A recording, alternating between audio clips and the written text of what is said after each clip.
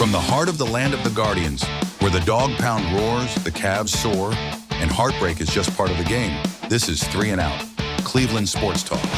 With Jason, Drew, and Michael, 3 diehard fans breaking down the highs, the lows, and everything in between.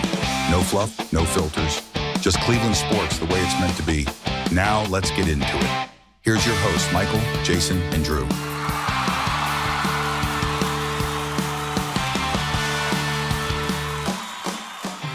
Good morning, good afternoon, and good evening. This is 3 and Out, back again, once again, operating as second and long. And at this point, I'm beginning to think it's a long shot for Mike to join us. But eventually, I swear, I don't know. That guy up there that says sometimes.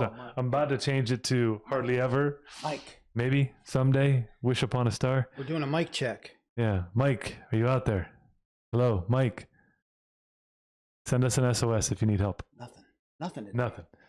He swears he'll be back. All right. And hopefully, so will the Browns. Yeah. Someday we'll actually have a team that we can be a little more encouraged about and a little more excited about. But at least in the realm of Cleveland sports, we're not relegated. We were just talking the other day about just the Browns. We've got Guardians offseason talk. We've got Buckeyes being dominant. We've got Cavs rolling in. So there's other stuff to talk about. So we don't have to just lament the Browns, but we will lament the Browns. We will lament the Browns. Yeah, Yes. that will come very quickly. Yes. But before we get started, anything? No. Good week. This fall that we're having is awful summer-like. Yeah, it's 85 and sunny in October in Ohio. So yeah, figure that one out. Although tomorrow, back down to the 60s. Yeah. So the fall will be here tomorrow. Maybe. Fall will officially arrive. Yes. And so will my leaves, and then I'll be mowing very frequently. Unless you want to. No. I got my own. No. Worth a shot. So, No. Well, let's get started. We're going to talk first off with Browns. So we, other than the Cardinals, we Browns the most this week. Yeah, the Browns did Browns. And it's funny that, even in the period where we were leading the Vikings yesterday, my wife made a comment to me. She says, "Don't worry, they're going to Browns it up." And so and I just nodded, yeah, it's and it's her fault. And on a commercial break, the wheels are turning. What could they do to screw this up? 3 minutes and some change left, and we get the ball. I think we were on our 41-yard line with 3 and change left, and we wasted 11 seconds of offense. Yeah, 3 and out. And 3 and out. We made an appearance yesterday. The Browns gave us a dose of our podcast and gave us a 3 and out at a critical time. We're much more entertaining than the Browns right now, though.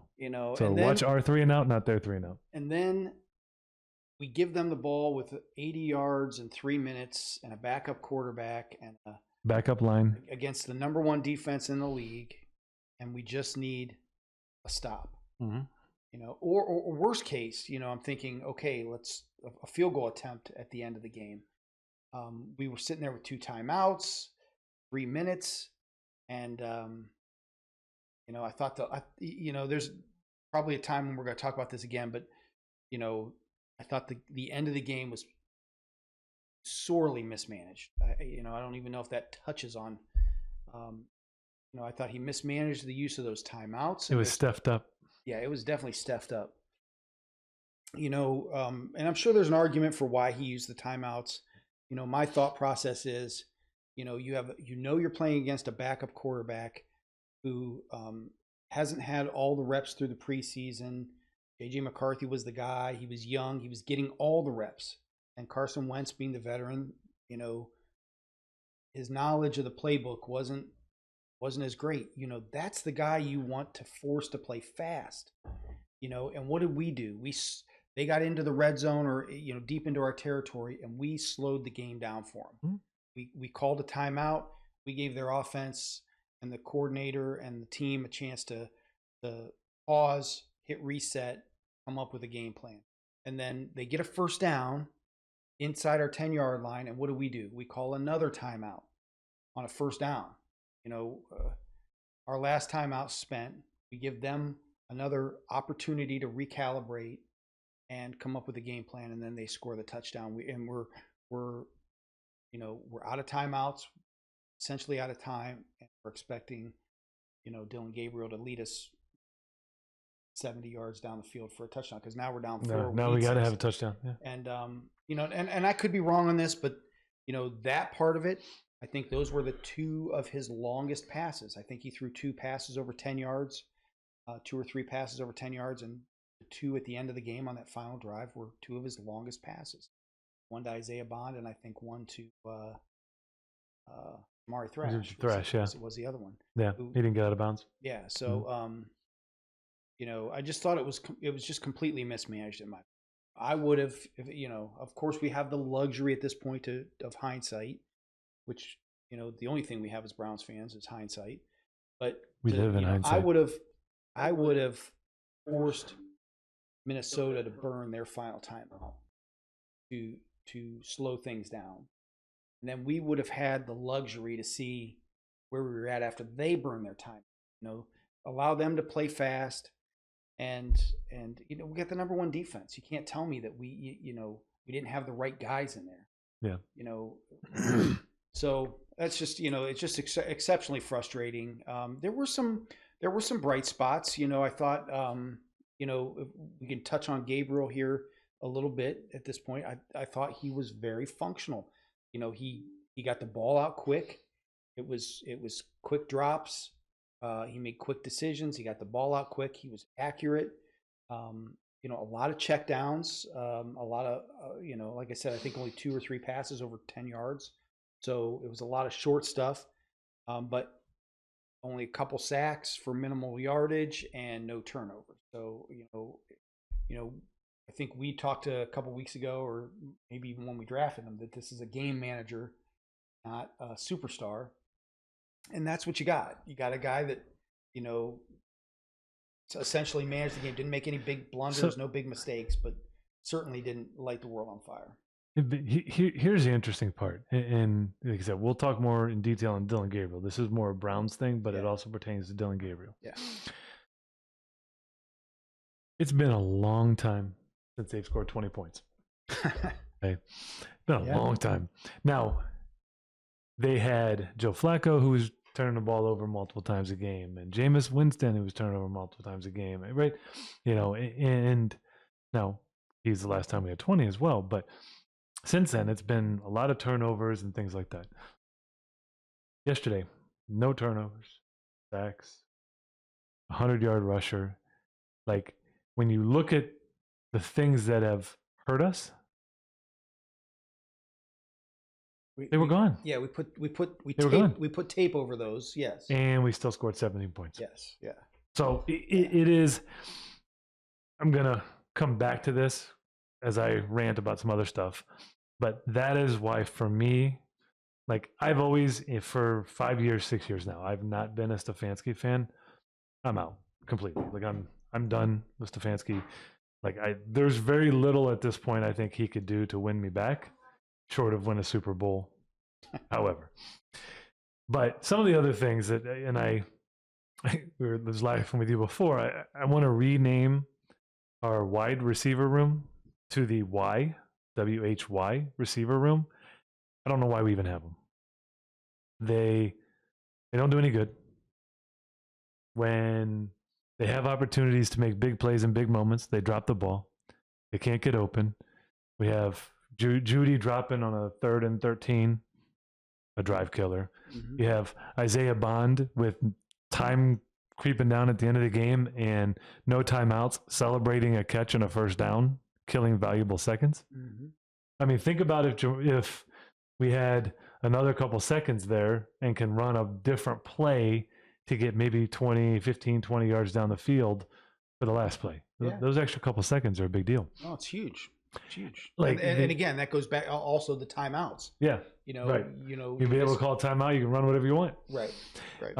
But our wide receivers had 13 targets, 5 catches, the big drop, and then the celebration. Like, it just, Yeah. Is there a less productive wide receiver room in the NFL? No. And it's, I go back to, I'm gonna come back to that when I give it to Stefanski here in a minute. So the wide receivers were awful. Myles Garrett for the second week in a row. I'm sorry, but I love Myles, but he was non-existent. He did nothing to impact the game. And my problem with it last week, good offensive line, Yeah. good offense. This week, you're playing against 3 backups. Yeah. You telling me you can't And get a backup quarterback. and a backup quarterback. That's virtually immobile. And they're missing Aaron Jones, who's the running back. Yeah. So they're missing a lot of pieces, and he still didn't impact the game. Yeah. Like it's just one of those things with me. I've been always, as talented as he is, has always frustrated me about Myles. Is I feel like he plays when he wants to play, or he's a prisoner of the moment. When the moment's exciting and he's getting plays, he plays well. When the moment is and he's not playing well or not getting clear or not, he just kind of stops playing. Yeah. And he just comes off the ball. Oh, okay, let's do it again. Right. I don't know. I feel like somebody of his caliber should be able to make an impact every game in some way, and it may be different every game. But that was frustrating for me. And I'm going to show my age a little bit here, but you remember the '85 Bears and Mike Singletary. Mm-hmm. The obviously middle linebacker and an edge rusher are 2 different things. I get that. But from a leadership standpoint, this is Myles Garrett's defense. Yeah. And, I can just remember, seeing Mike Singletary, grabbing face masks, grabbing, shoulder pads and smacking guys around and getting in their face and spit flying and, go even more recent, Ray Lewis. Yeah, exactly. Motivating guys, moving guys around, and essentially it's like the whistle blows, that plays over, and the Browns line up. And again, Jim Schwartz, the defense, this is not a complete utter shot. I mean, you at can the see defense. they gave up 300 yards for the first time this year. Yeah. So it wasn't their best game, but they weren't bad. No. So it's not a knock saying the defense was bad. Now, against that caliber of opponent, when they did well against Cincinnati and Detroit and Baltimore, although Baltimore's Green Bay. Yeah. Right. They didn't have their best game. Right. So well, I guess my expectations are that he needs to be that leader. We don't have somebody now. Maybe Schwessinger is going to turn into somebody like that, but right now this is Myles Garrett's defense and he sets the tone. And you're right, he disappears. Now, was it playing in London and playing at 8, jet lag and 8:30 in the morning? I don't know. There's all kinds of, we can make excuses. But except he wasn't in London at the end of the week. game with 3 minutes to go at the 20-yard line. That's when you would expect make your a leader, play. Yeah, you expect your leader to go out there and shake things. If you got to run through 3 guys, you dig deep and you run through 3 guys and you create havoc and you force a quarterback into a bad play. 100%. Like it just that. I go back to Aaron Donald.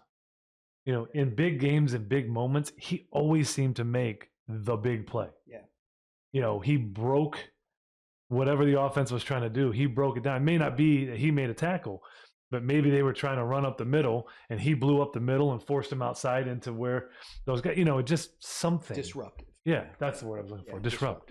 And I just feel like he didn't make any of those plays. And you can't, like Denzel Ward, you think about that catch by Justin Jefferson at the end. You can't play Justin Jefferson any better than Denzel did on that play. Right.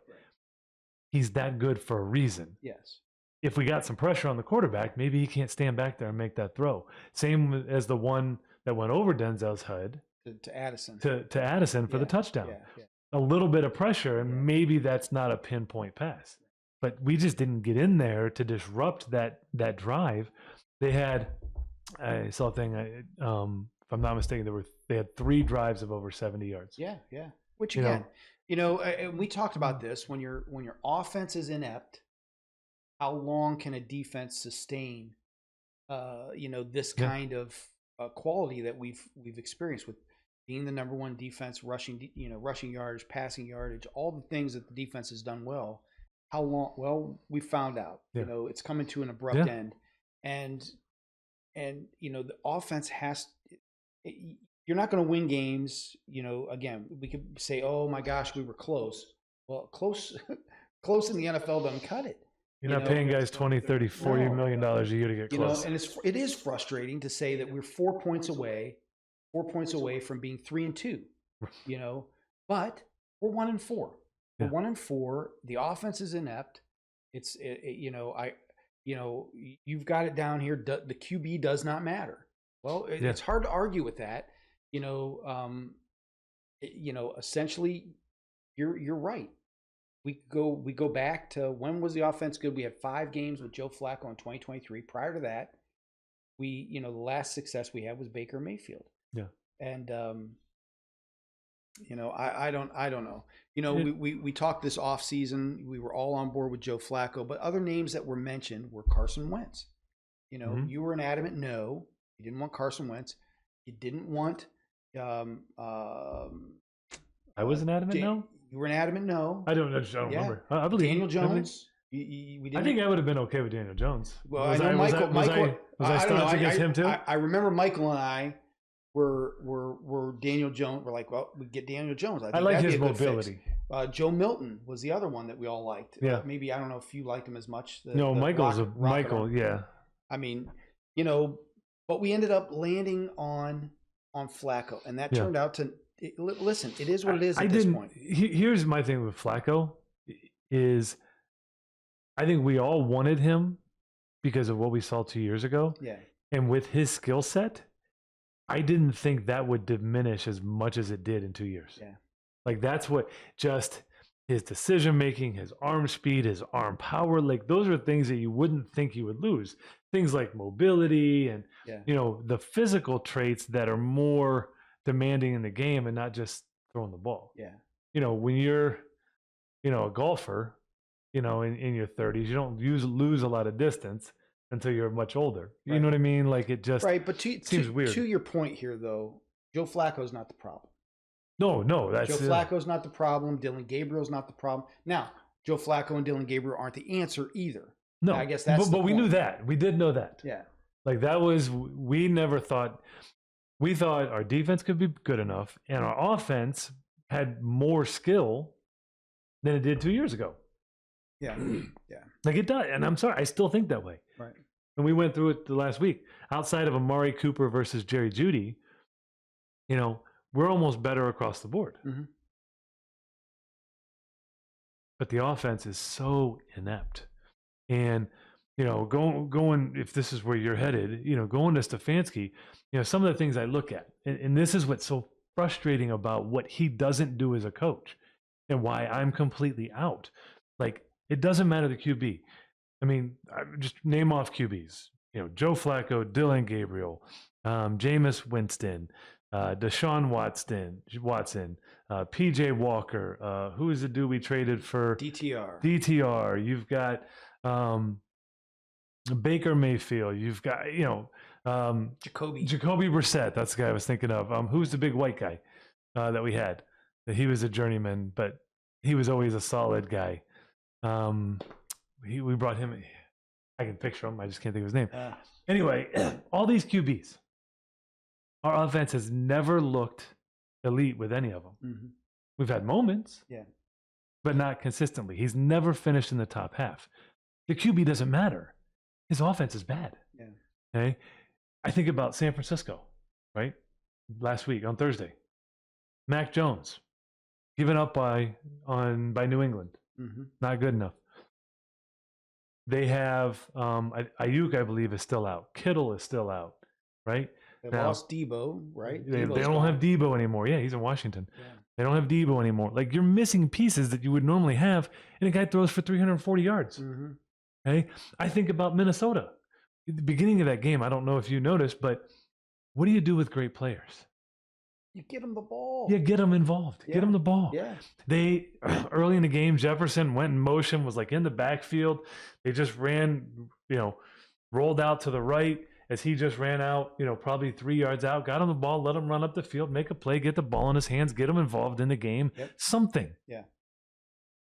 Well, we talked about that. That's that's just the scheming to get a Dylan Sampson the ball. It just doesn't happen. There is something wrong. And listen, I was sold after 2023. I'm thinking, okay, it's not a system thing. We just need the right player to plug in. And there's a 6'6" guy with a rocket arm, and he's not mobile, but he sells the run. He does great play fakes. He delivers a nice ball. He's got the leadership qualities. That's what we need here. But it's not. Oh, those 5 games, maybe it was a flash in the pan. Maybe it was more. I think it was Joe Flacco came in off the couch, had nothing to lose, slung the ball fresh, while everybody else is a little worn down. Yeah. Now he's 2 years older, doesn't have the arm strength, the arm speed, and even a slower decision making to make those plays. One of the things I heard somebody else on a different podcast talking, and and I've said this again, I'm not tooting my horn. I feel like I'm beating a dead horse. Our offense never looks creative. Like I watch who was it last night? Was it Buffalo? Yeah, Buffalo. On the play, the touchdown. I'm watching this play, and Drake and I were watching it, and I said, "Oh my gosh, that was a great play." They took Curtis Samuel and they looped him around, and then they brought him back in motion. As soon as they hit the ball, he went back the other way. Yes. Like, well, that's what I was talking about with Nick Saban and Devontae Smith. Yeah. They find ways to get their playmakers the ball, and Stefanski just doesn't seem willing or capable, or it's just not in the And again, okay, let's go back to Elijah Moore over the past couple of years. Obviously, he's not with us now, but you did see him try to get Elijah Moore the ball. It never panned out. So no, but he got him. He got a guy a ball on jet sweeps that doesn't have 4.2 speed. Like he was advertised as being fast, but you had to know watching him in practice every day. He doesn't have the physical traits to make that play. Right. That Corley kid had that was his only touch. He was a nice little run for 11 yards or something like that. But the way I heard the offense described is I heard another podcast, Mikey McNuggets on UCSS, and he said when I was in high school, he played basketball. So I don't know if it'll mean as much to you, but I think you will understand the reference. He said we were. Our offense was good. Like we could score points and move the ball. We ran the flex. Anybody who knows basketball knows the flex is like the most basic yet universal offense. Everybody here, pass the ball, screen down, screen away, or screen away, screen down. Right? There's moves off of it, but that's your basic movement. When you get to college, you don't run the flex. Right. Because everybody can guard it. Like it's cookie cutter, it's basic. In high school, it works because people don't watch film. They're not scouting. They're not, whatever. Right. We're running the flex as an NFL team. Right. No. Like, think about when super predictable. It's super predictable, and again, why receivers? There's no separation. We've talked in the past about why the teams we play. They seem to have wide receivers wide open at times. Yeah. They pick us apart when we run zone. And again, it's not every time, but our guys are never wide open. Never. So it's a scheme thing. And I'm not saying I'm 100% out on Steph, but if he got blown out of here tomorrow, I'm not sure I'd lose a wink. And I'm winning them over, guys. And we talked about this a little bit briefly. If not Steph, who's on your short list? Who are some names that you're thinking that that's a guy I wouldn't hate? See, here I don't have that answer. I don't know, but I want somebody who you would look at and say is a creative offensive mind. Now the problem is Stefanski came in with that label. However, he left Minnesota, and all of that stayed in Minnesota. Yeah. So I don't know who that is, but you got to have somebody who's got some creativity. And if you bring in a head coach who's not an offensive-minded guy, getting an actual creative offensive coordinator. The other thing, going back to Jameis Winston last year when we actually scored 20 points. Yeah. You know who was running our offense at the time? Yeah. the offensive coordinator. His name escapes me. Yeah. But, Wasn't Stefanski. no, it was not. So just further proof. But like a Sean McVay, I put that down here too, but it just, the guy can be a head coach and an offensive coordinator. And you can give him Cooper Kupp or you can give him Puka Nacua, and he's going to get that guy 10 catches a game. He's going to find a way to get him 10 catches a game. It doesn't matter that the defense knows that he's going to get 10 catches a game. Yeah. He's getting 10 catches a game. Yeah. We can't even get 10 targets to a receiver. So I don't know. I don't know who the answer is. I just know after 6 years, it's not Stefanski. Yeah. You know, again, I'd take a defensive-minded guy. You know, let Schwartz run the team. Bring Greg Williams back. I don't care. Just bring in somebody who knows modern NFL offense and give that guy the reins and say, the offense is yours. I don't care if he's OC. I don't care if he's head coach. I don't care if he's the offensive line coach or quarterback's coach. I don't care if he's the water boy. If he knows offense, let him run with it. Here's, I don't completely disagree, you know, but I think at this point in the season, I don't think you do it during the season. Yeah, I think the ownership might have the luxury and management might have the luxury to actually do some planning. I think in the past, some of the firings and hirings have been knee-jerk desperation. You know, Chudzinski and you know some of these guys, Freddie Kitchens, and you know we've had some doozies over the years. And but some of the names that you know, John Gruden. Now is he? You know, he's settling a lawsuit right now with the NFL. So, you know, I'm not sure, but there's a guy with NFL. Maybe his penance would be they had to coach the Browns. Yeah, NFL experience, Super Bowl experience. Now, again, his overall record is somewhere in the 500 range. He's not like this winningest coach, but he's also young enough. He's a quarterback guru. I mean, he knows. You know, so in that regard, I think that would be a guy that you know the name of. He's got NFL experience. I think some of that older regime. Do you think? Because I know he was a candidate before, and I know he's been a head coach before, and I know it's flopped. But has enough time passed? Is there enough maturity and more experience now that the GOAT is gone? Do you look at a guy like Josh McDaniels? Oh yeah, that's another one. You know, certainly local guy. Yeah, certainly Josh. Well, and the other local guy that you know popped into my head was Matt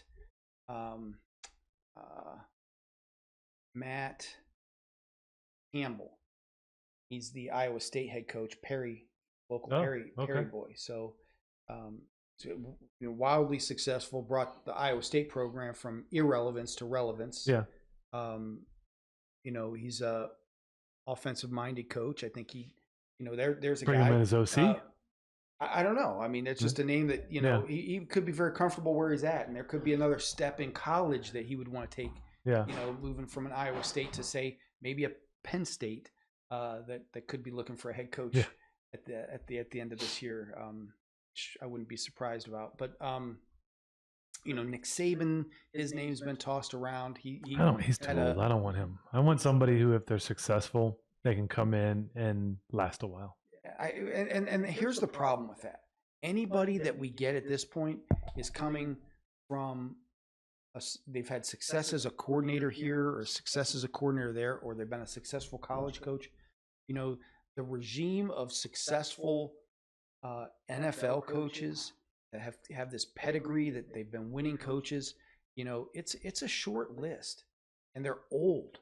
You know, Pete Carroll, Andy Reid. Yeah. You know, there's not a ton of them out there. That old guard is falling away, and you've got to kind of find.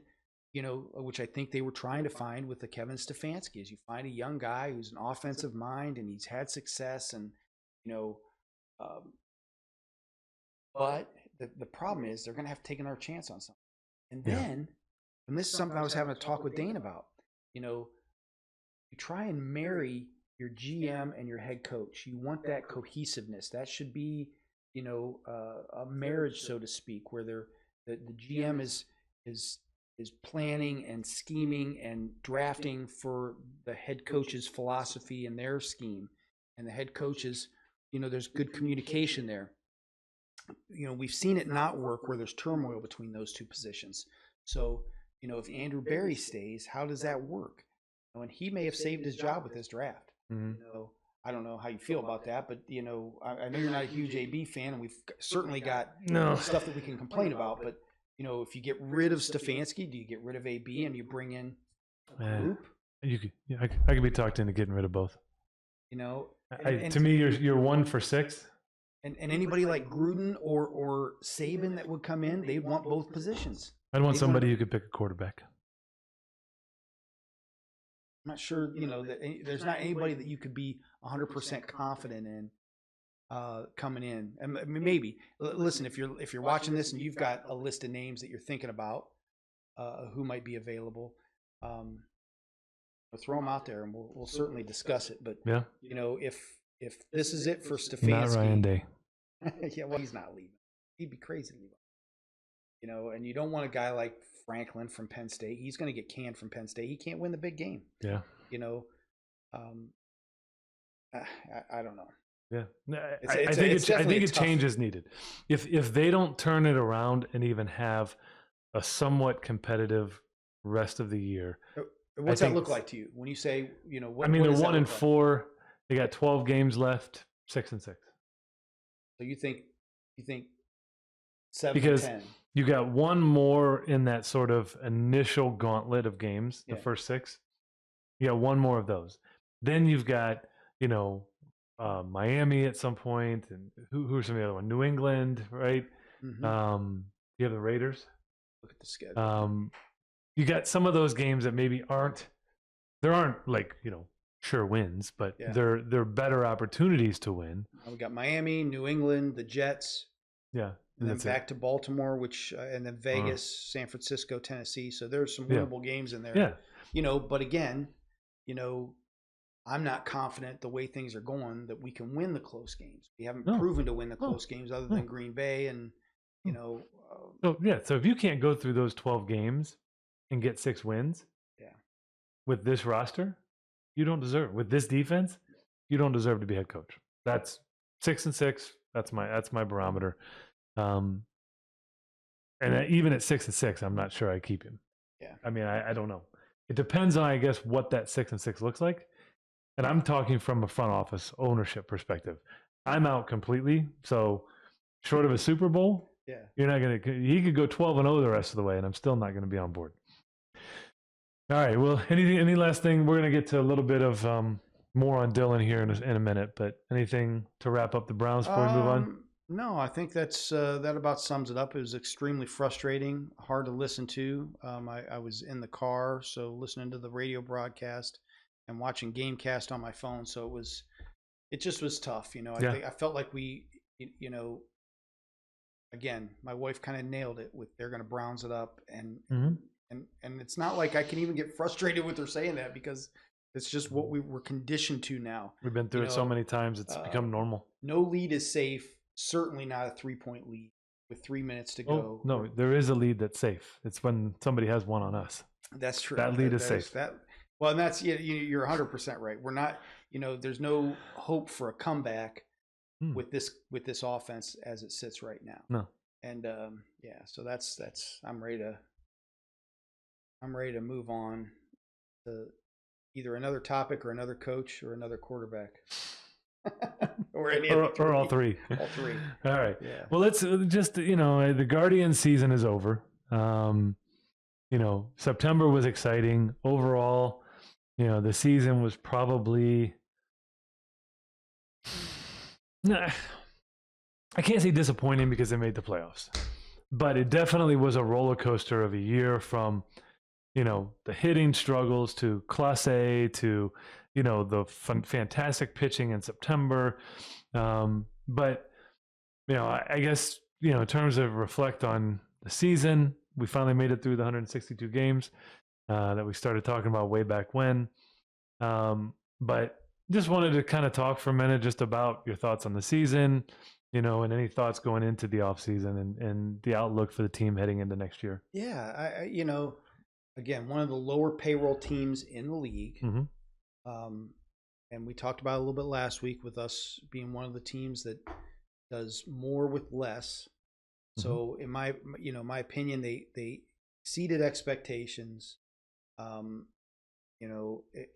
again, September was just actually August and September, late July, Yeah. August and September, that run that they had to win the division, unprecedented, and it was exciting.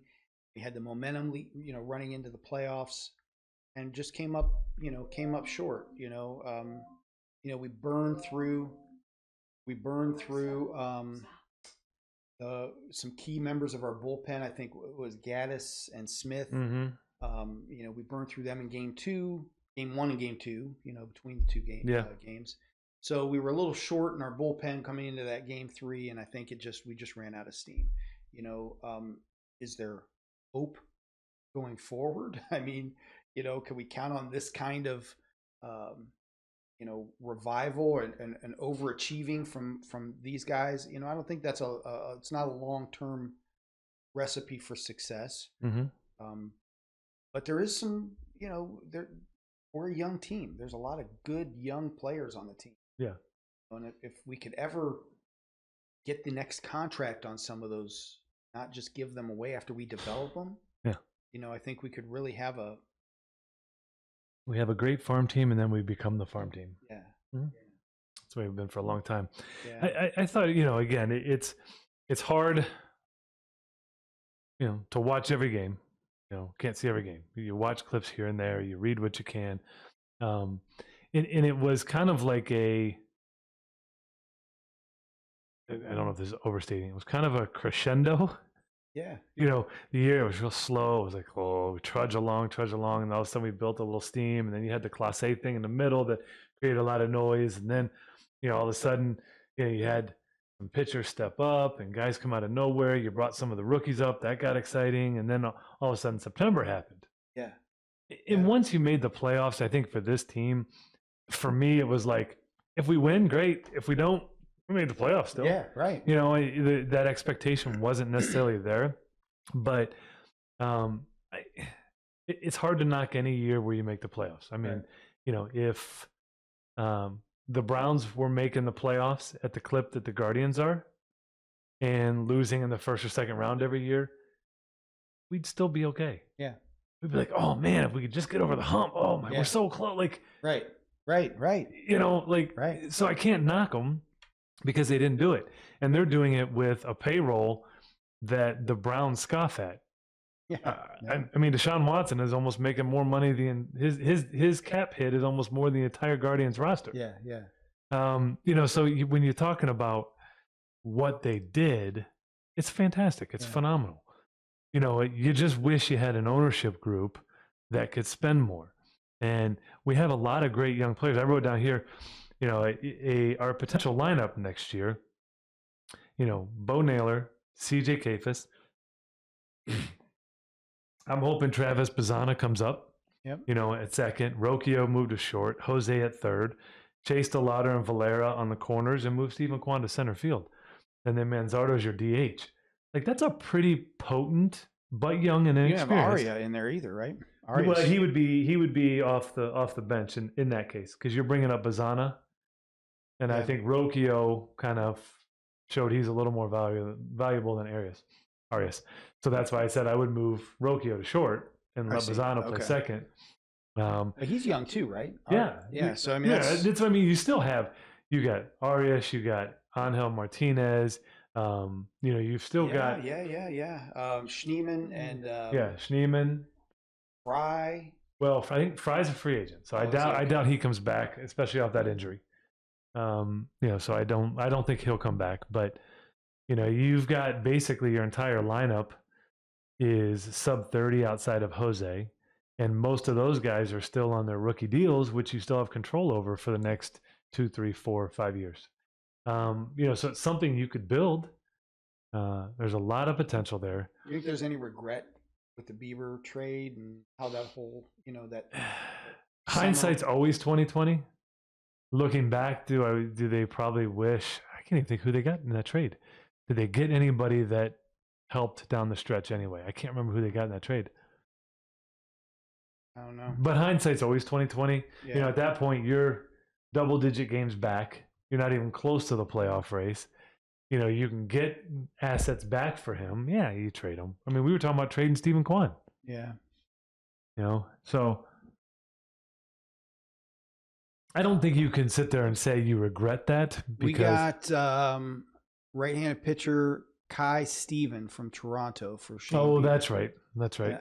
Did he? No, He didn't even play. no, he didn't really figure into things. But you know, the one I think our pitching is going to be okay.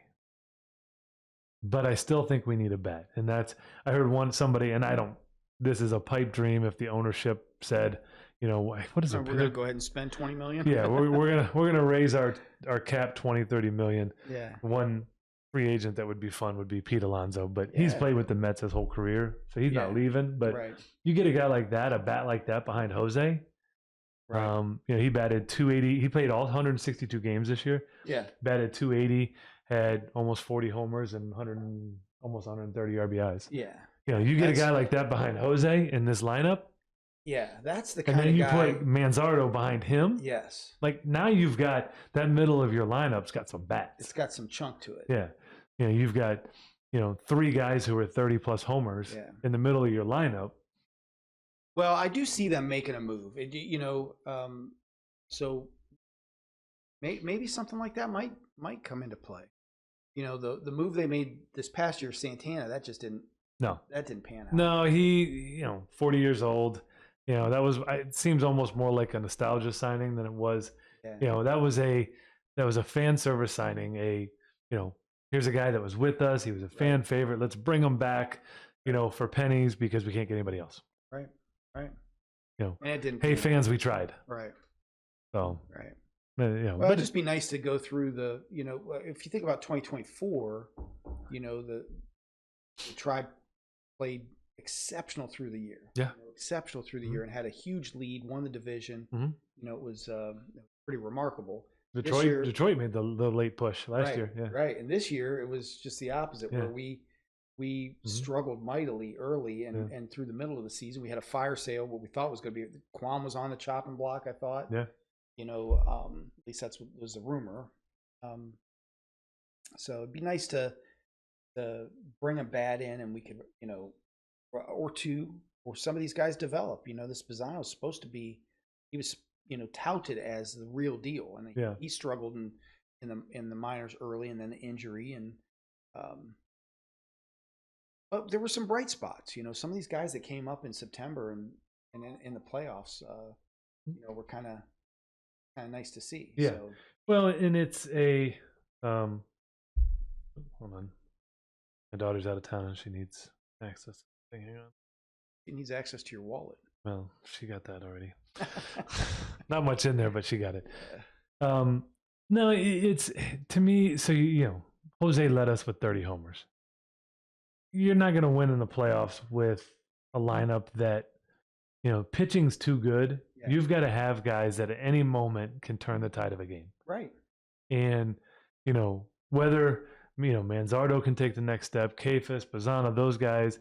But that's why somebody like a Pete Alonso would be so nice, just because it's an established bat you know is going to come in. Yeah. We're not going to spend the money for it, but Well, you know, you remember last year in the playoffs against the Yankees, and we're running that gauntlet through their lineup. Yeah. And it's just like every inning you're like, yeah. At any given moment, one of Yeah. those guys, you know, And it Judge, or did. one of those other guys could just crack one. Yeah.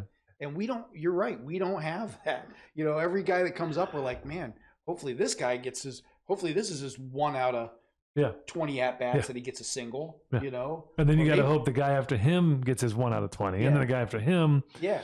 you know, Right. you're not, it's now we had the one game where we had the 3 homers, but, you know, other than that, Right. I'd We be had no curious, and maybe, bats. you know, when we get to spring training, we talk more Guardians, but how many games we had in 2025 where there were multiple home run games?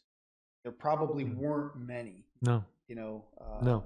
And most of the time, late, especially when, you know, we won and we're on that roll and we had a lot of late game homers Yeah. that won us games. You know, that's it's kind of the recipe. in major leagues right now, when you have very few people that are average guys, you've got to have guys who can turn the tide with one swing. You just have to. Right. So, speaking of turning the tide,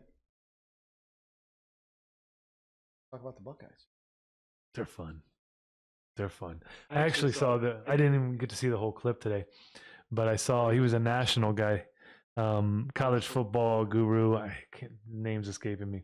He had a whole breakdown of, because first thing I put up there was defense is legit. He talked about the Buckeyes defense, and he just went on about, and it wasn't just the talent. He says the way they communicate. So he had clips where you can see pre-snap, they're talking and moving and fingers pointing and guys running, and then the ball snap, and you can see all 11 guys moving as one unit. Like it is, when you watch it slowed down and broken down like that, it's pretty crazy how in sync that unit is. And I did some research. Like right now, they've given up 25 total points in 5 games. Now, yeah, they played Grambling State and OU. Okay. But at the time, they played the number 1 team in the country. They played Washington, that was undefeated, and they played Minnesota, that was 3-1. They played 3 teams. 2 of those are Big Ten. The other was number 1 team in the country. They're viable teams. They're giving up 5 points a game. To find a defense, now, will this last the whole year? I don't know. Right. Yes, I know I'm extrapolating over a 12-game season after 5 games. They very well could have a game where they give up 25 points and, this is moot. But right now they're giving up 5 points a game. The last team to give up 5 points or less, 66 years ago, in 1959. It was LSU Tigers in 1959 gave up 4.3 points per game. There was one other team, I think in the 70s, that gave up 5.3. But other than that, it was like 8, 9, 10 points for the most dominant defense. I think I told you the 01 Hurricanes, which for a lot of people consider like the creme de la creme of defenses, like their defense was ridiculous. They gave up 9 points per game. And call me, I don't even want to say I'm biased because I was a huge fan back then. That was Buckeyes national championship, but the game has changed. It's a lot more wide open now, a lot more passing, a lot more scoring. Yeah. And then it was, back then it was Maurice Clarett in, 4 yards and a cloud of dust. Yeah. And so you're giving up 9 points against a primarily a running football. And now it's 5 points against a wide open, more pass heavy offense. It's impressive. Yeah. And their defense is just, Caleb Downs is a stud. But it's not just that. They have a bunch of guys who, we're still learning their names because last year they lost everybody. Yeah. And all of a sudden now, these guys are just stepping up and they just do not make many mistakes. Well, and just for context here, I went ahead and looked it up. And the 2001 Hurricanes, they played the likes of East Carolina, Troy State. They beat Syracuse 59-0, Boston College 28-0. So Louisiana Tech. So those were all top 10 teams. No, they weren't. They were not. They were not. If anybody wants to complain about the Grambling, Ohio and OU, it's not. I'm glad you looked that up. Yeah. So just for a little bit of context, this defense is probably one of the best I've seen so far in that I can remember. Anyway, they're so fast too. It's funny because last year, as good as the Buckeyes were last year, one of the things everybody was worried about was Knowles leaving, our defensive coordinator leaving and going to Penn State. Mm-hmm. And Knowles went to Penn State and gave up 25 points in a half to UCLA, a winless UCLA team. Yeah. And we haven't given up 25 points all year, And I also saw some talk up from the players from the locker room about the difference between Knowles and Patricia and how they were nervous.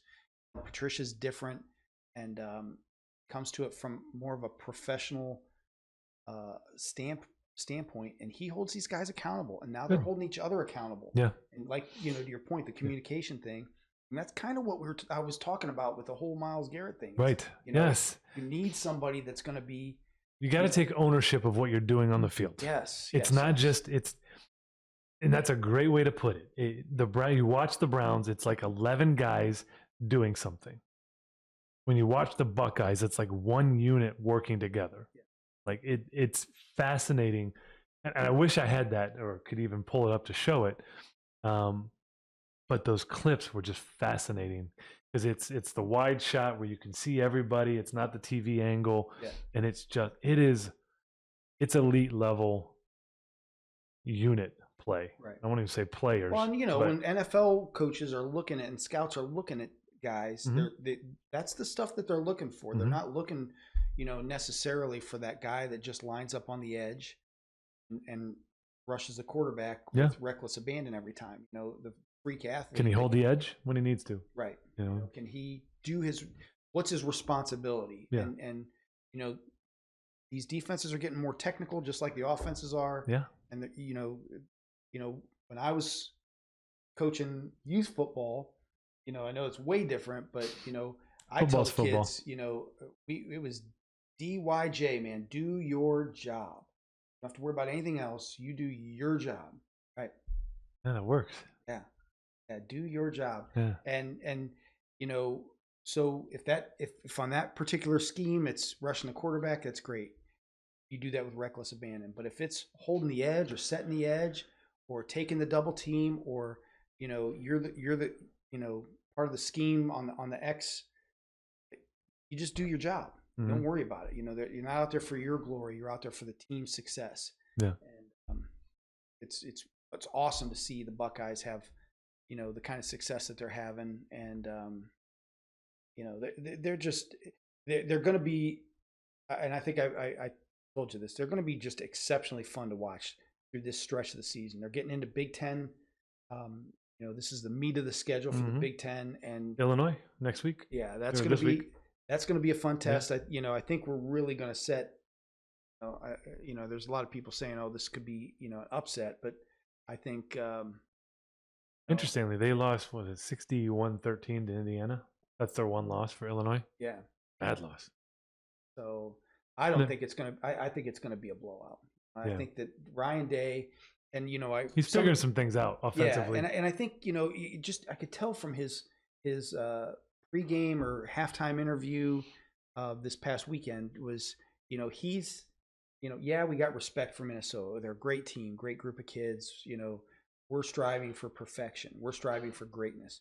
You know, what was he focused on in that halftime interview? We really screwed up that third down. Mm. You know, that was a mistake. You know, he's already next leveling this stuff. You know, he's not looking past anybody, but he's good. No, I'm going backwards to go ahead to piggyback that. But you bring that up, and did you hear what Judkins said? No. I don't remember the exact quote, but after their game, it was something about Ohio State. He said, you know, the thing that I learned at Ohio State was that the only acceptable thing was winning. Like, it was a culture of winning. That's the only expectation. That's the only acceptable thing is winning. And I don't remember exactly how he phrased it, but what an indictment on the Browns culture. Right. What is our culture in Yeah. Cleveland right now? Like yeah. that he's saying his 1 year in Ohio State, Yep. you know, and it was phrased in a way where you could infer he's saying that's not the Browns culture. Yeah. So that's a problem on the Browns. But in terms of what you're talking about with the Buckeyes, that's exactly right. Yeah. I'm not a huge Ryan Day fan, but the man strives for perfection. He does. Well, and he was a man on And a he's mission. growing. He is growing on me, unlike Stefanski. Yeah, he looked and carried himself like a man on a mission. You know, I think, you know, there's just some stuff that you could tell he's got a chip on his shoulder. They counted him out last year. Yeah. You know, he was counted out. We lost to Oregon. We lost to Michigan. We were counted out. Mhm. You know, and then we come into this year as the reigning champions, and we're ranked third. You know, that's another slight. You know, Yeah. oh, you know, yeah, you were the champions last year, but we already think these other teams Yeah. are better than you. Yeah. But And you know, so he's a man on a mission, but he's, you know, I think he hears the noise, but he's laser focused on Yeah. getting these guys to perfection. And I can just imagine that that's how they're running practices, and that's how he's got these guys. You know, every phase of their life in college at Ohio State is dialed in, and it's you know, we're gonna do things, and we're gonna do things 100% the right way. The other thing, and this is going way off topic, we're kind of away from the game, but whatever. It's still pertinent. One of the things, I'm not a big, I was always a proponent of paying college athletes. I abhor NIL. Yeah, me too. I think it's ruining the sport in an unintended way. However, one of the things that it does do is it allows coaches and it allows staff and it allows teams to demand more of their players. You're getting paid $7 million. Right. Get your butt to work. Yeah. Get your butt in class. Yeah, you're going to be Get great. You're going to get Like, good grades. you can demand more because I'm not just giving you a free ride. I'm paying you life-changing, I could retire now type money. Right. And when you're doing that, you can do what Ryan Day's doing and create a culture where anything less than, you're gone. Right. And I think in that way, I think it's good. You know, he's setting himself apart, and I think there's other schools that are doing it too. But you know, trying to manage this NIL, this portal, this whole debacle that they kind of opened Pandora's box, and now we're all dealing with the aftermath. But I think Ryan Day, the Buckeyes, there's probably a few SEC teams as well that are, managing it. But I think in the future, teams are going to look at what Ohio State has done, and they're going to copy it because it's a recipe. At least at this stage of the game, it appears to be a recipe that's working. Yeah. How they're, because one of my knocks from the NIL, and I know again we're getting off on a tangent here, but that's okay. was that Buckeye stuff. It potentially ruined the loyalty, and that was one of the beautiful things about college football was that you went to Ohio State, you were going to be there for 4 or 5 years. We're going to get redshirted and play the other 4 years, or whatever the case was.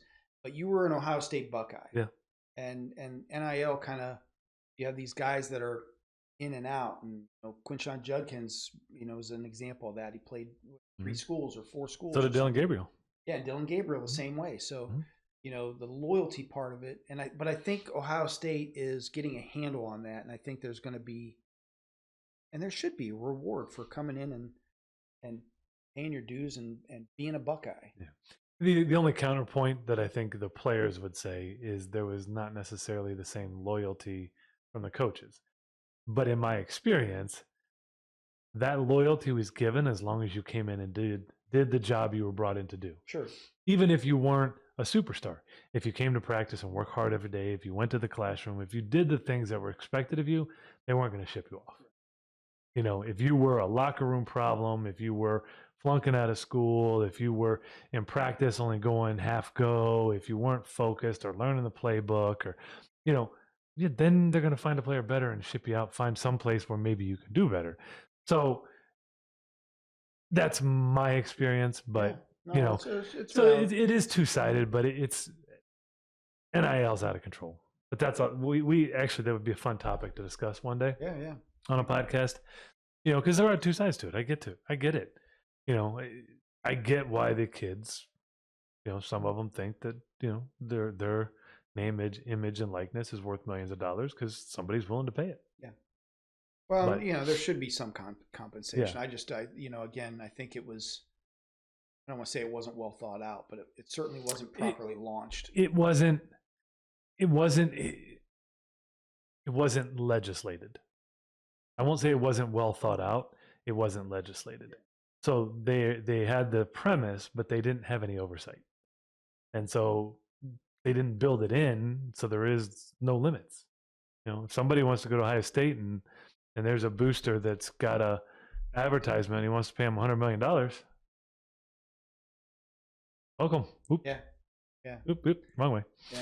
So, last couple things, and then I'll let you add a point, and then we'll move on. But I love what I'm seeing from Carnell Tate.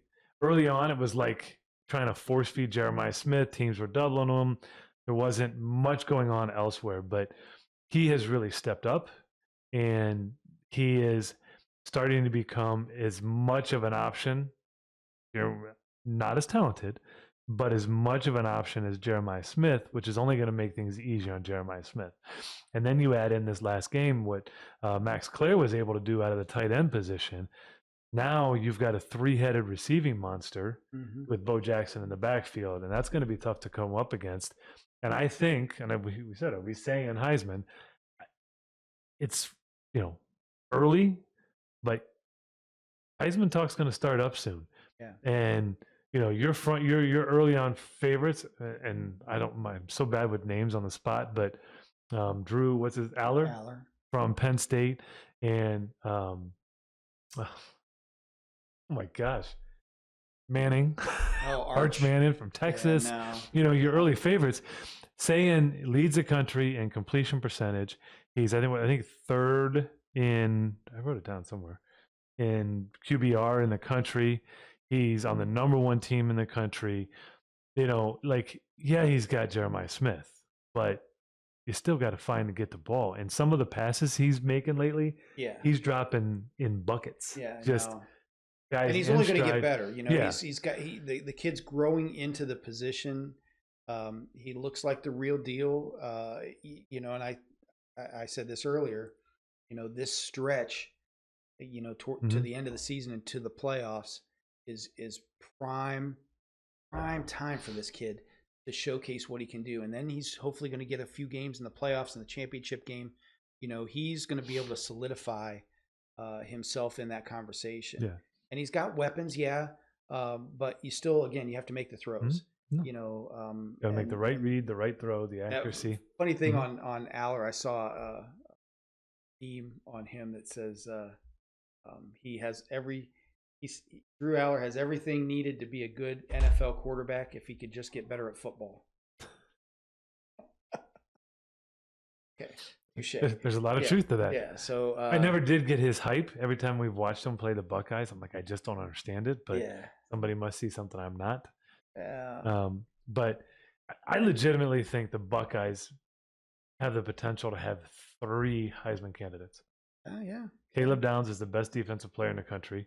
Jeremiah Smith is the best offensive player in the country. And right now, Julian Sayin is one of the top QBs on the number one team in the country. Yeah. I don't know. I doubt it'll end up that way, but at least an interesting possibility. Well, let's move on. We're going to talk a little more about, at least we could touch on the other ones if we want. I'll go first on Gabriel because I know yours might be a little better than mine. I don't see it. I know it's one game. And I'm going to say I'm going to tangent to bring it back.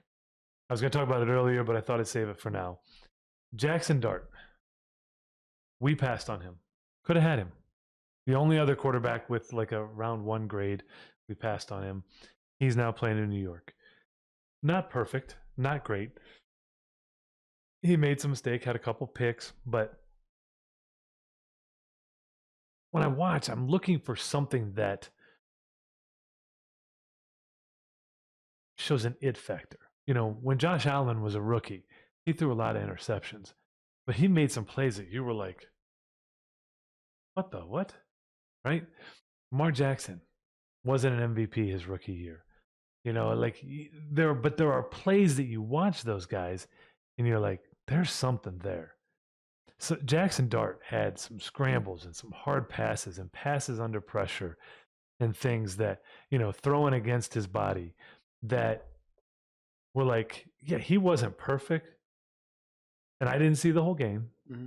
But man, some of those plays, you're like, there's something there. Well, he's got a little moxie too. A little edge to him. And that's my final nail in the coffin for Stefanski.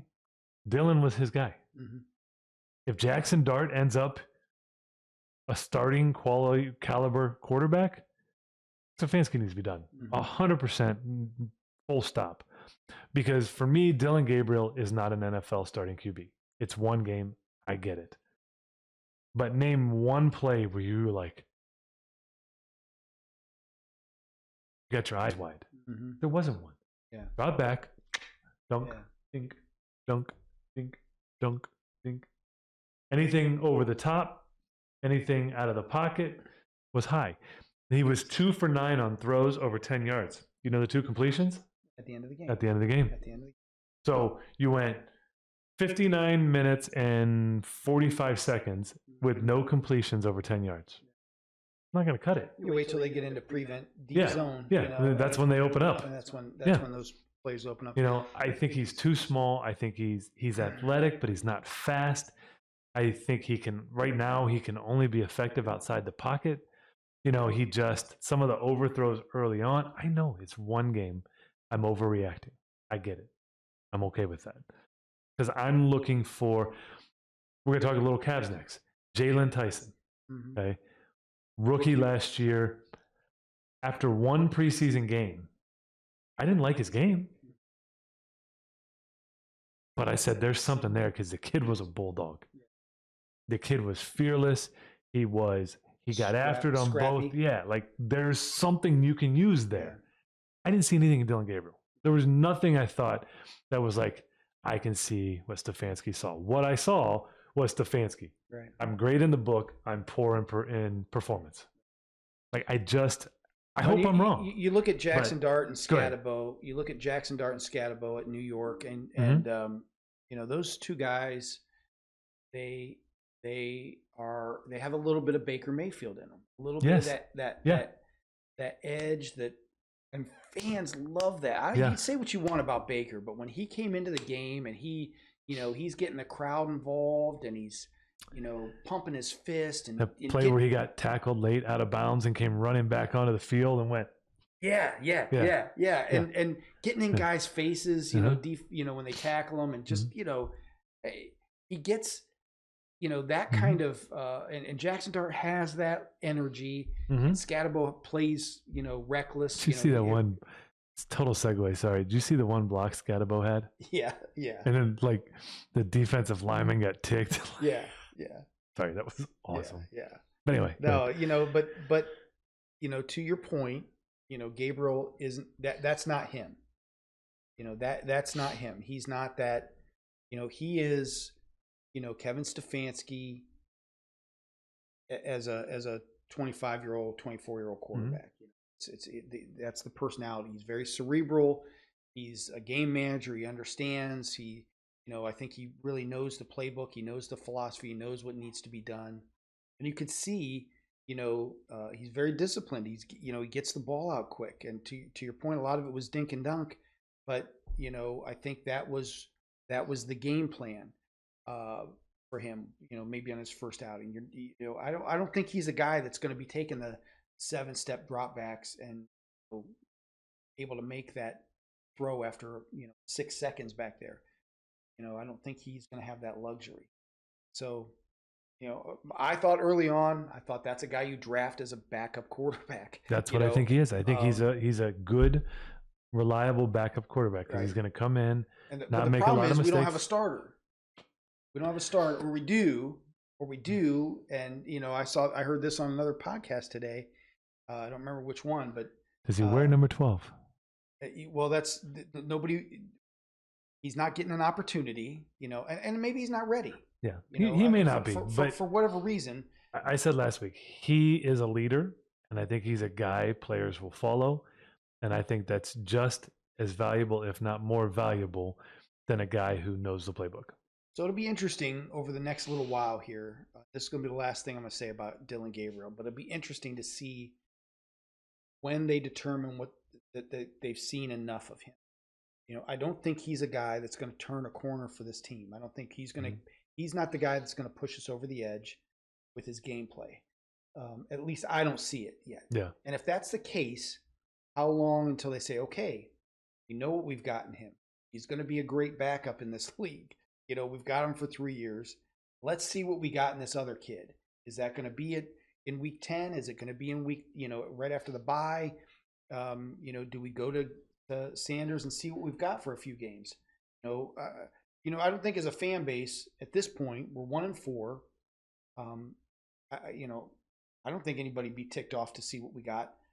We have 2 first-round draft picks next year. The fan base is numb. We're numb. We know that we're already looking to 2026. Yeah. So, We realize, okay, Joe Flacco didn't work out. We had 4 opportunities. It was a tough schedule. We had offensive line issues, but whatever. He was not the answer. So I think it'd be interesting. At some point, they're going to move to. They have to move to that, in my opinion. No, and then I think you have to, unless for some miracle where we go on a run and we're making a playoff push, then you stick with whatever's getting you there. Yeah. But you go, like you said, you go into next year. You've got to know, do I need a quarterback in this draft or not? Right. Now, right now, I'm not sure there's a quarterback worth drafting in the first round, but things can change quickly. But I think Shedeur has to play. And if this is what you're going to get from Dylan, no mistakes, but 17 points a game, then that's no different than Joe Flacco. Right. Then you have to give, you get to a point where you're, 3-8, right, 3-9. And yeah, I think you turn it over. I think, you had 4 games for Flacco. That leaves 13 games left in the season. Yep. Dylan gets the next 5 or 6 games. Yep. See what he can do. The difference in this week, and so maybe I sing a different tune next week, is he gets a full week of being the starter. They're not having to travel overseas. It's a little more of a regular week. Maybe he does better. I don't know. Yeah. But, Carson Wentz had the same excuse, except he'd started games. Just real quick, Judkins, the kid's the real deal. He is the real deal. He's the real deal. He had another run over 30 yards. He had a touchdown run of over 50 yards that was called back. I don't know that I can remember him ever being brought down by one guy as a first tackler. I can remember him running through tackles that we used to see from Nick Chubb.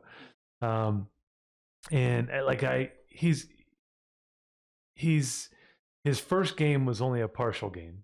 Yep. Right? And he missed the first game of the year. And he's 4th in the league in yards per game. Now, he was 5th, but I looked it up, and whoever was 4th, it's escaping right now, had like 79 yards. And so Judkins passed him up, and I don't think anybody else would have flip-flopped, just looking at the list. So I'm pretty sure right now he's 4th in yards per game with no passing. And they know he's going to be that guy. Like, it's not like they have a second running back. It's not like they have this, awesome passing game that the teams have to respect. Right. Like, right now they can load up the box and try to stop him. Yeah. And I like the way he runs. I think last week, I like him to a young Kareem Hunt. And the more I see him, the more I see that. And there's nothing not to like. I think he's a future Pro Bowl caliber player, maybe even this year. I mean, think about this. He's on pace right now. And that's with missing the first game and the second game being a, partial game. 10 snaps. Yeah. He's right now on pace, I believe, for like 1,400 yards as a rookie. So he made a little bit of history. Quinshon Judkins becomes the first Brown rookie running back with 100+ scrimmage yards in consecutive games since 2018 when Nicholas Jamal Chubb came in. Also becomes the 4th running back to reach 60+ yards in each of his first 4 career games. Oh, wow. So, there is a bright spot. And we go back to this draft class, as a whole. I know there's obviously, we're not all that high on Dylan Gabriel right now. We've been pretty clear on that. So taking the quarterbacks out of that, this draft class as a whole has been a very bright spot, and just to glimpse back at last year's draft, we have not seen Zinter. He's been inactive. No, he's been a healthy scratch. He's been a healthy scratch every week. Zinter, the guard from Michigan, and Michael Hall Jr. hasn't played at all. Who got hurt in Week 18 last year. Yeah, hasn't played at all yet. Hasn't played at all yet. So this year, and again, we talked pre-season, pre-draft. When we were doing all of our podcasts back then about needing contributors. We have holes and we need contributors. Yeah. And not a huge AB guy, but I got to give the dude credit. He had a good draft. We have contributors. Done a nice job. So he had a good draft. And I mean, Judkins right now is the star of the draft. Schlesinger is probably not far behind. Yeah. You got Promise and Bond. And again, I'm not saying Dylan's bad. Right. I just don't think Dylan is a long-term starter.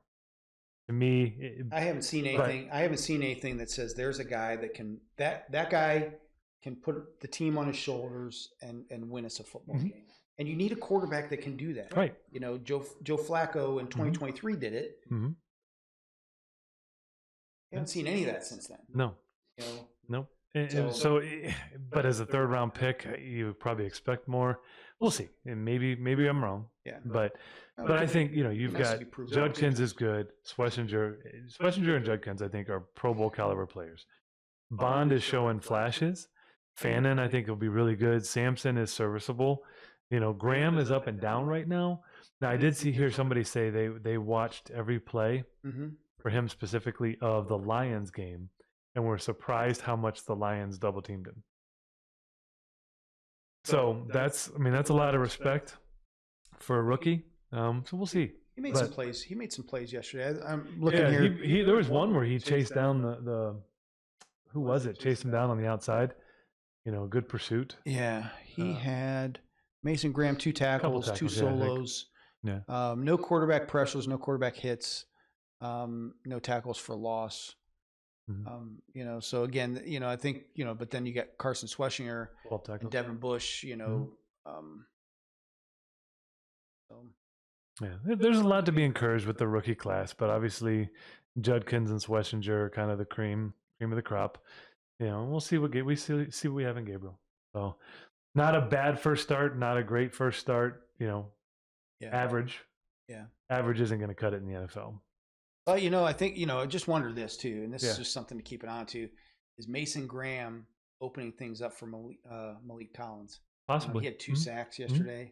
Possibly. You know, he's been a huge acquisition. You know, you got Myles Garrett eating double teams, hopefully, probably. Got Mason Graham maybe eating double teams. Opening up for the other guys. And Malik Collins just having a field day. Yeah, which he is. He's been playing really well. Sometimes those defensive linemen are, you know, like the offensive linemen. It's like thankless job sometimes. Right. You know, you just get your head kicked in and every play. No glory. No, hardly any stats to show for it. But so anyway. Yeah, we'll see. Yeah. We'll see. Like I said, I don't think any of them are bad. It's just about how good can this rookie class be. It's by far AB's best, but to me, it's not enough to save his job. But good draft class. Tomorrow, so we're taping this on Monday. Tomorrow, October 7th, is the Cavs' first preseason game. Just real quick, I just wanted to touch and I'll give you my thoughts and then you can give me yours. But I think what we'll do, I think we'll see, what we will see is I think we'll see the starters play like 10 to 15 minutes, just get their legs moving, find some rhythm. And I think you're going to get a heavy dose of the young guys. And I don't think you're going to see a ton of minutes from veterans. Lonzo Ball, I have down there, you know, it'd be fun to see Okoro and Lonzo Ball go against each other now on opposite teams, you know, traded for each other. But I don't think you're going to see more than 10 to 15 minutes from there. You might not even see Lonzo Ball. They might just put him in a hyperbaric chamber until the playoffs. But I don't think you're going to see a lot from Larry Nance Jr. I don't think you're going to see a lot from Thomas Bryant. So those 8 guys, I think you're going to get maybe 8 to 15 minutes for any of them. But I think you're going to get a heavy dose of Jalen Tyson, Tyrese Proctor, Naquan Tomlin. And those are the 3 guys I'm most excited to see because they're the 3 guys that give the Cavs something they don't have elsewhere on their roster. Tyrese Proctor, kind of a younger, better shooting, Lonzo type ball type player. You know, Jalen Tyson, just a bulldog. Like a 6. He's 6'6" point guard. Okay. Or 6'6" guard. We'll see where they play him. I'm not sure I'm not sure what his role will be. That's kind of what I'm interested to see.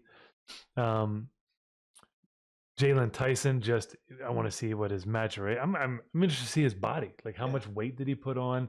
You know, he's not the most athletic kid, so if he's not going to increase his athleticism, I'd like to see him put on 5 to 10 pounds of just muscle because he'll run people over.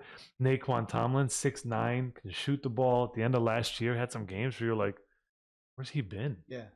You know, like I want to see what those guys can do because it adds some depth.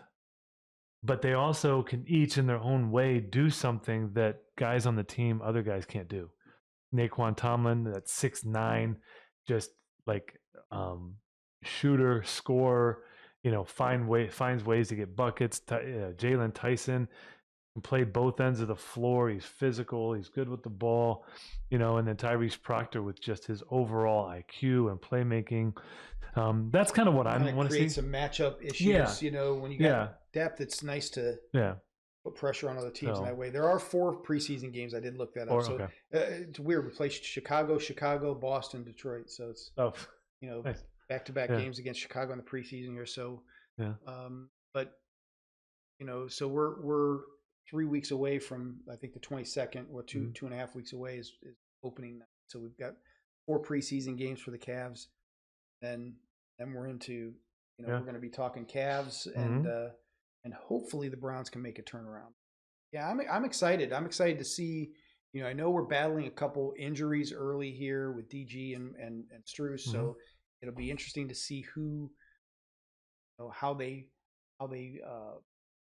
patch that up, and how the rest of the team kind of fills in that gap, and who steps up and who's and you don't want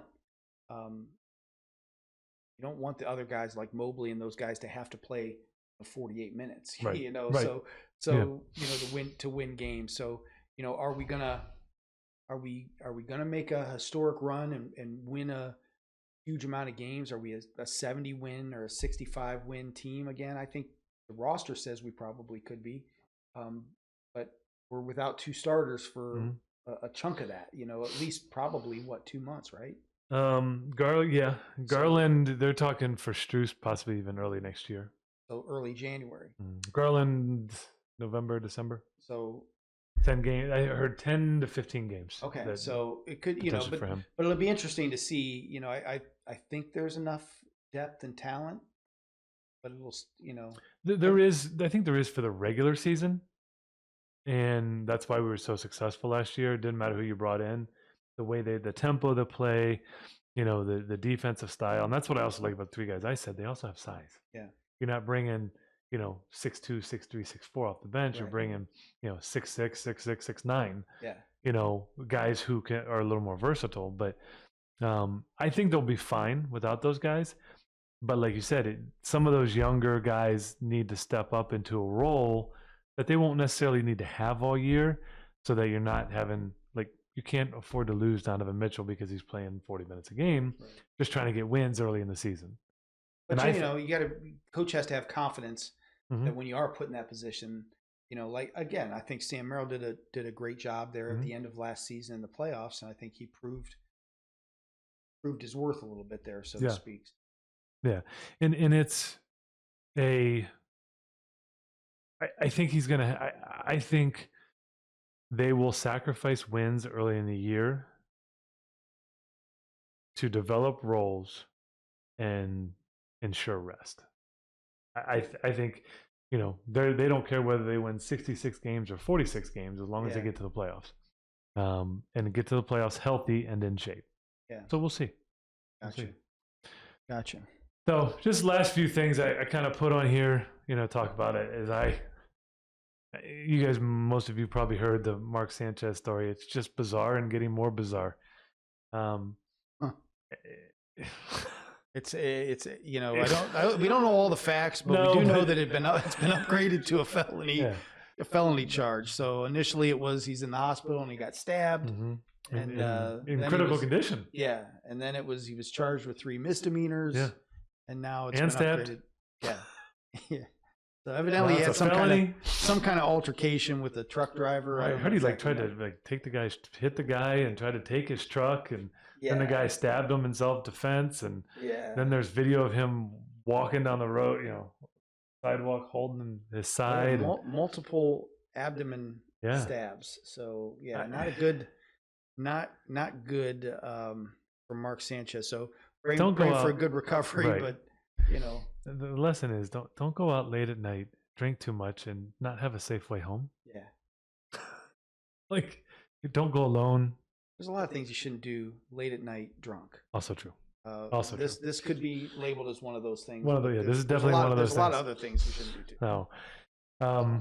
I just thought it was a fascinating story, and the more I read, the more bizarre it gets. Like you said, the first thing I heard, it's like, prayers up for Mark Sanchez, been stabbed in critical condition. Yeah. Oh my gosh, I hope he's okay. And then you realize that he's the one who caused it. Yeah.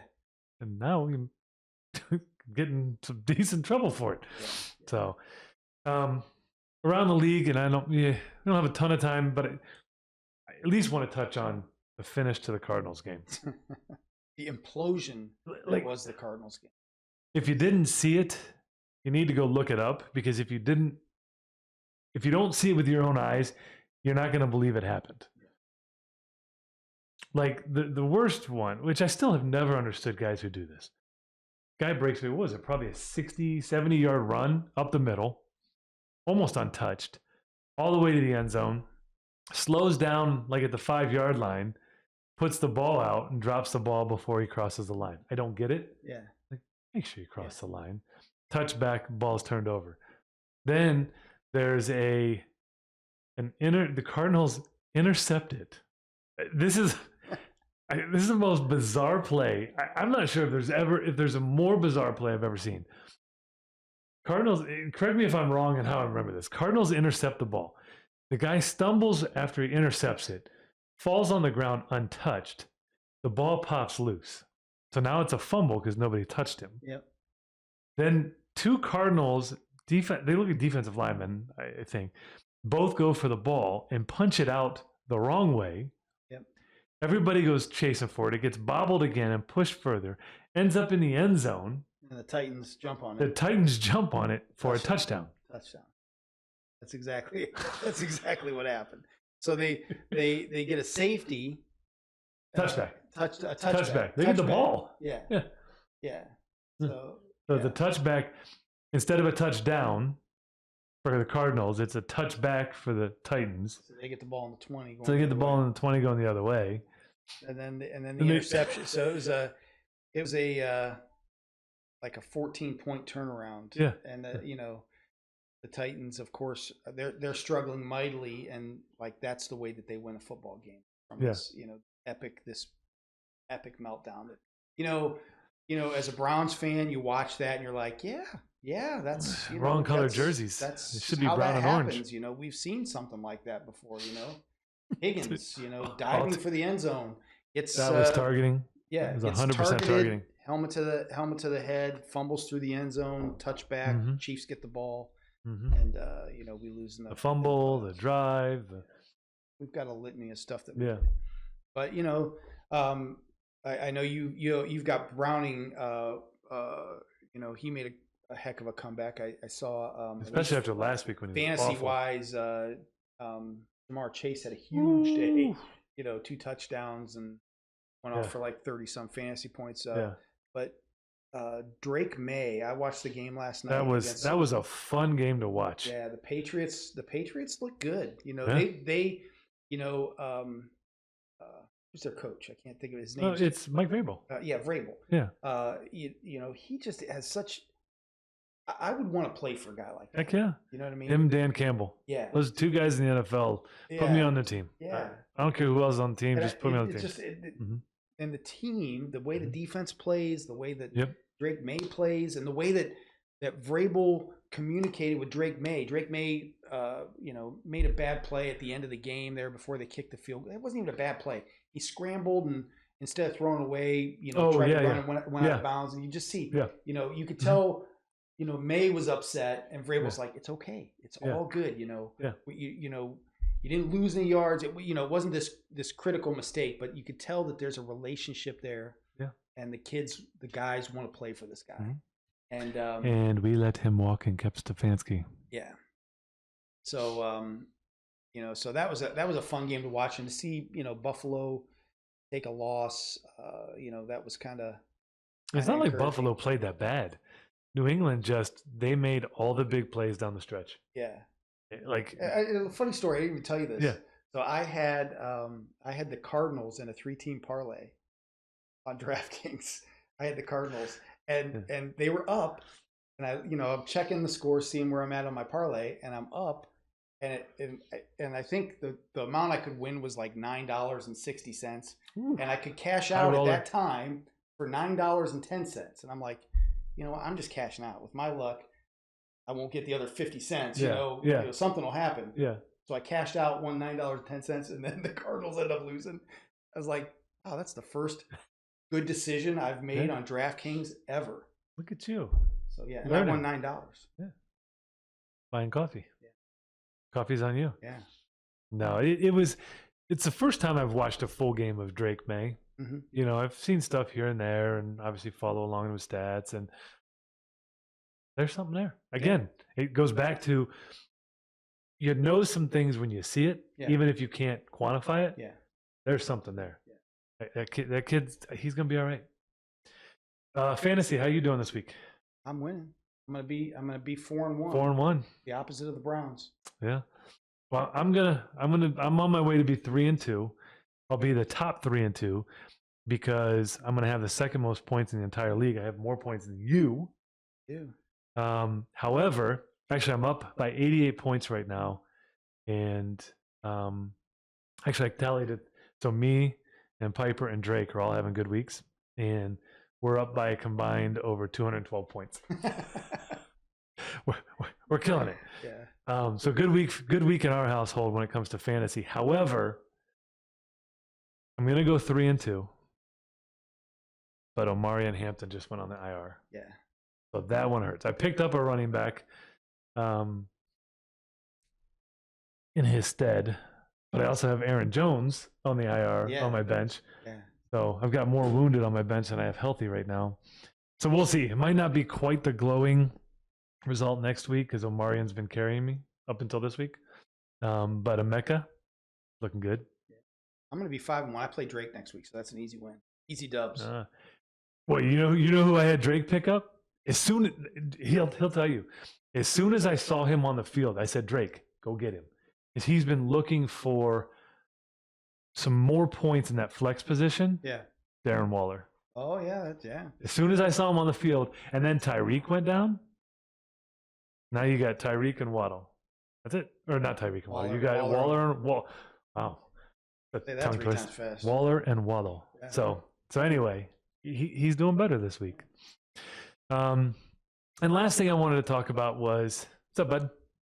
Was Nick Chubb, because you can come here if you want. Is Nick Chubb, because he had another. Say hi. Hi. Nice. Wait, come all the way over here. There you Hi. Nicholas Jamal Chubb with another good week.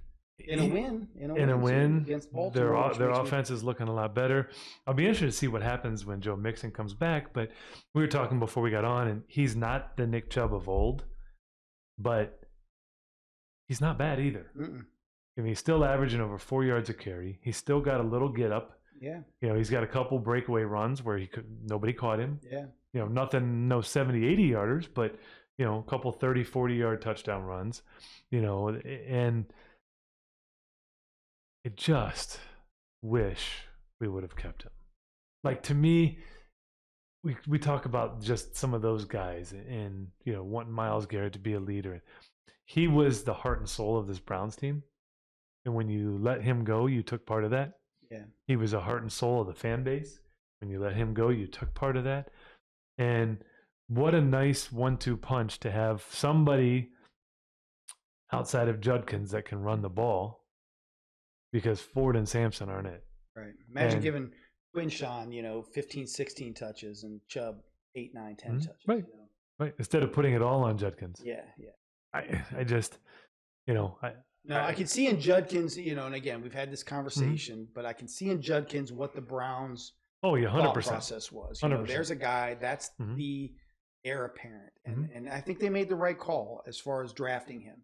I agree. But I don't think they made the right call in releasing Nick Chubb. No. For the money he signed for. Yeah. I think it was like $2.5 million. Yeah. Like, you sign him, you let Ford walk, and you keep him here till he retires. Because by all reports, now again, we aren't Nick Chubb. We don't know Nick Chubb. We've never talked to Nick Chubb. He didn't want to leave. by all reports. And Well, if a the guy fan like base that certainly wants, didn't want him no, to leave. you're right. If a guy like that wants to stay, that guy like that stays. You don't let him walk. But I'm happy for Nick Chubb. I hope he continues to have great success because he will always be a Cleveland Brown, even if he's wearing a different uniform. Well, and he's gonna, he will be in camp. I agree. I think so. I think if he can have a few more years of good play, Yeah. And he then- could end up coming back to Cleveland too. There could be a way, I could see that happening where It's he only a comes 1-year back. deal. So Mhm. If he proves himself this year, maybe he has interest and there's mutual interest to bring him back. yeah, And you get your 1-2 punch. You get, young Kareem Hunt and old Nick Chubb Yeah. instead of young Nick Chubb and old Kareem Hunt. yeah, He's really not that old. But anything else? that's it, man. All right. Well, thanks for hanging out. Don't forget to like, follow, subscribe, share, get us out there. Obviously, we're not the biggest show, but our content's pretty good. And, someday we'll even have 3 people here. Mike, what do you got? You got anything to add? Nope, not Not today. this week. Not this week. Maybe next week we'll bring Mike back. Mike, when you're editing and uploading this, make sure you listen to it so you feel guilt tripped into joining us next week. But Steelers week. It's Steelers week. It is Steelers week, and the Cavs will have some preseason games under their belt. So we'll have a little more to talk about when it comes to the Cavs and hopefully a Buckeyes win over Illinois. Right. Till next week, this is 3 and Out, signing off. Peace.